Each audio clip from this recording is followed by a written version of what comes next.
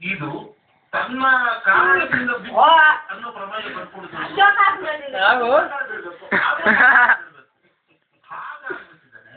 ಏನಾಗಿದೆ ನೋಡು ಸ್ವಲ್ಪ ತಿಳ್ಕೊಳ್ಳೋಣ ಬಿಜೆಪಿ ಸರ್ಕಾರ ಬರೋದಕ್ಕೆ ಯಡಿಯೂರಪ್ಪ ಅವರ ನೇತೃತ್ವದ ಅನುಕಂಪ ಸಿಕ್ಕಿದ್ರಿದ್ರೆ ಅವರು ಈಗ ಕಾಂಗ್ರೆಸ್ ತನ್ನ ಕೃತ್ಯದಿಂದ ಈ ಸರ್ಕಾರದಿದ್ದರೆ ಮತ್ತೆ ಅನುಕಂಪದ ಲಾಭ ಅವರು ಸಿಗುತ್ತೆ ಅನ್ನೋ ಕಾರಣಕ್ಕೆ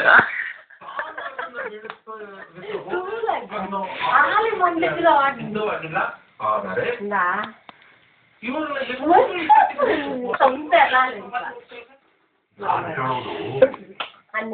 ಶಾಸನ ಸಭೆಯಿಂದ ಒಂದು ಇದೆ ಅನ್ನುವ ಕಲ್ಪನೆ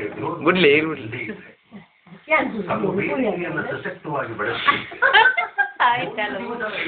ಸರ್ಕಾರ ಬಂದ ಮೇಲೆ ಶಾಸನಸಭೆ ಕೊನೆಗೆ ಜಿಲೆಟಿನ್ ಮಾಡ್ಕೊಂಡು 75,000-76,000 ರೂಪಾಯಿ ಪಾರ್ಲಿಮೆಂಟ್ ಅಲ್ಲಿ ಎಂದೂ ನೋಡಿ